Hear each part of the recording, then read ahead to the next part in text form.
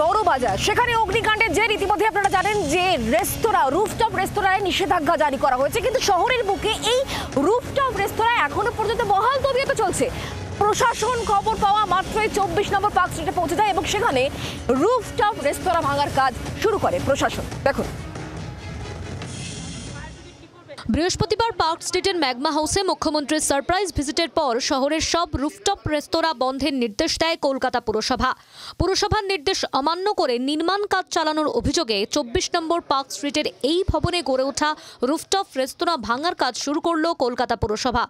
24 নম্বর park স্ট্রিটের 12তলা বাড়ির 12তম তলা অর্থাৎ ছাদ, সেখানে যে রুফটপ রেস্তোরাঁ তৈরি হয়েছিল, আজ কলকাতা পুলিশ এবং পুরসভা এসে সেই রেস্তোরাঁর বেআইনি অংশ ভেঙে ফেলার কাজ শুরু করলো।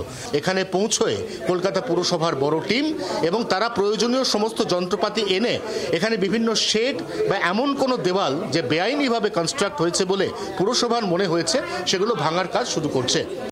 পুরসভার নির্দেশ অমান্য করে এই ভবনের 10 তলায় গড়ে ওঠা রেস্তোরাঁ ঢালাওভাবে সাজানোর কাজ চলছিল বলে অভিযোগ। জি 24 ঘন্টার ক্যামেরার সামনে শ্রমিকরা একই দাবি করেন। আমাদের কি আজকে মাল এনেছে সকালে?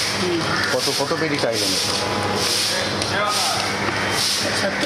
75 পেটি। 55 টাইল। ও যে 10 ফ্লোরে যাচ্ছে? হ্যাঁ, 10 ফ্লোরে যাচ্ছে। কি হচ্ছে ওখানে, কি বানাচ্ছে ওরা? ওরা ওই ফ্লোরে মাল লাগাচ্ছে। দীঘা থেকে ফিরেই 1 মে দুপুরে মুখ্যমন্ত্রী বড়বাজারের ঋতুরাজ হোটেলে পৌঁছান। সারপ্রাইজ ভিজিট করতে স্বয়ং চলে আসেন পার্ক স্ট্রিট। প্রথমেই তার নজরে পড়ে 24 নম্বর পার্ক স্ট্রিটের এই রুফটপ রেস্তোরাঁর দিকে। এখানকার অব্যবস্থা নিয়ে প্রশ্ন তোলেন তিনি। পুলিশ, দমকল পুরসভাকে প্রয়োজনীয় ব্যবস্থার নির্দেশ দেন। 2 তারিখ সেই নির্দেশের প্রেক্ষিতে মেয়র জানিয়ে দেন শহরে আর রুফটপ রেস্তোরাঁ থাকবে না। পার্ক স্ট্রিটের এই রুফটপ রেস্তোরাঁ নতুন করে নির্মাণ কাজ চালানো যাবে না, এই মর্মেও নোটিশ পড়ে সর্বত্র। পরিষেবা বন্ধ রাখতে নির্দেশ দেওয়া হয়। অভিযোগ, নির্দেশ সত্ত্বেও শুক্রবার মধ্যরাত পর্যন্ত রমরমিয়ে রেস্তোরাঁ চলে।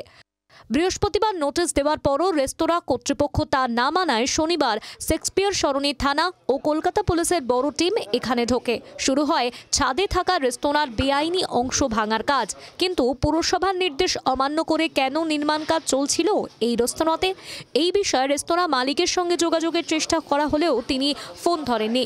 অবশ্য তার আইনজীবীরা জানিয়েছেন বিষয়টি নিয়ে কলকাতা হাইকোর্টের দ্বারস্থ হচ্ছেন তারা। We are contesting the matter and that's it. আমরা রেড পিটিশন ফাইল করে দিয়েছি আর আমরা ওটাকে মানডে মুভ করছি। That is it. Absolutely. Calcutta high court, we are moving on Monday, that's all we can say. সম্প্রতি মেছুয়া বাজারের ঋতুরাজ হোটেলে অগ্নিকাণ্ডের জেরেই এই সিদ্ধান্ত। পুরসভার পর্যবেক্ষণ, আগুন লাগলে অনেক ক্ষেত্রেই দেখা যাচ্ছে ছাদে মানুষ আশ্রয় নিচ্ছেন, অনেক সময়ই বন্ধ থাকছে এমার্জেন্সি গেট। তড়িঘড়ি শহরের তাই সব রুফটপ রেস্তোরাঁ বন্ধের নির্দেশ দেওয়া হয়েছে। এখন দেখার হাইকোর্টে বিষয়টি কোন দিকে গড়ায়। অয়ন ঘোষালের রিপোর্ট, জি 24 ঘন্টা। বাংলার আওয়াজ, বাঙালির আবেগ, জি 24 ঘন্টা।